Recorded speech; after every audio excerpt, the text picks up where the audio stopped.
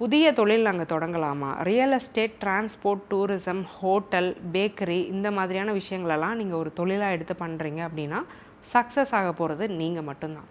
தொழில் ஸ்தானம் ரொம்பவே வலுவாக இருக்குது. குரு பார்வை 6ல் இருக்குதுல்ல, அதில் ஒரே ஒரு ப்ளஸ் பாயிண்ட்டு வேலை, தொழில் இந்த ரெண்டையும் குரு காப்பாற்றி விட்டுருவார்.